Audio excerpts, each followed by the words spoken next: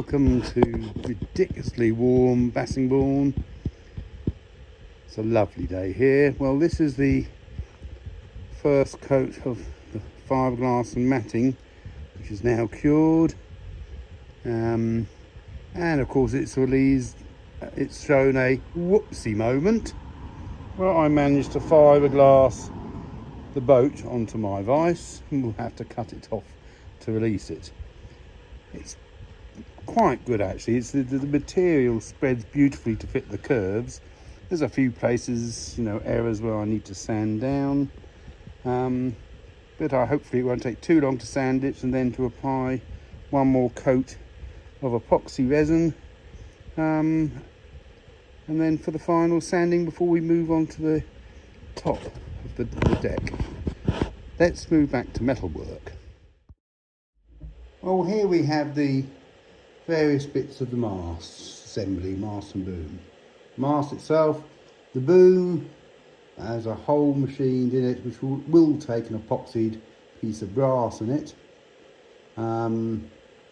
The kicking strap, an adjustment, and a new rather lovely piece here. This fits to the mast. At the top we have a hinge component that takes the boom, and at the bottom hinge component on the same axis that takes the kicking strap.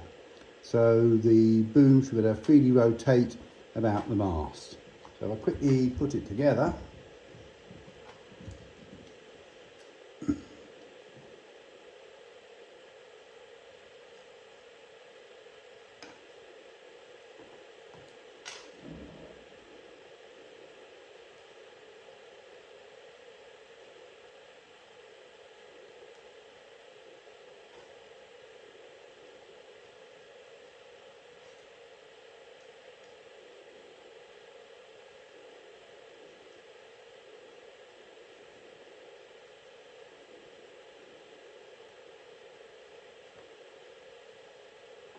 You can see that we now have a boom that can rotate around the mast freely, because everything is nicely on axis, and we've got a nice simple sail tension adjustment there.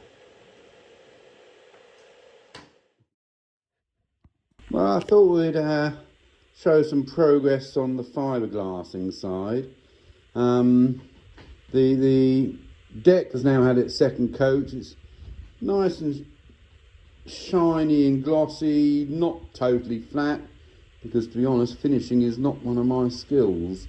You can see at the end here, the transom at the stern, I've added a sheet there, which is ready to come off today, and also the hull is now, focus on that, nicely sanded, ready for its second coat. The other components that need doing are the rudder, which has had its first sheet of cloth put on it. Not the bottom section, because that's how I was holding it in the vise, and it's been wrapped and overlapped. And this excess will be cut off with a pair of scissors, and then the edge of a file, coarse file, I found is the best way of just trimming it and then sanding it nice and flat. The end here will have most likely a double layer added to it, because that has to fit into the slot in the keel of the boat. The fin, well, that of course is going to take a lot of force, because from some calculation I've done, I think that might have, if I'm lucky, 1/2 kilogram of bulb weight. So that's had its first matting on, but we will put a second layer of cloth on there, and all the way, and reinforce the top where that is going to be epoxied into the hull. That's been, oh dear, I'm not focusing there, it's better, shaped to an airfoil shape. We've done a few other odds little jobs, epoxying the pin, you can see that,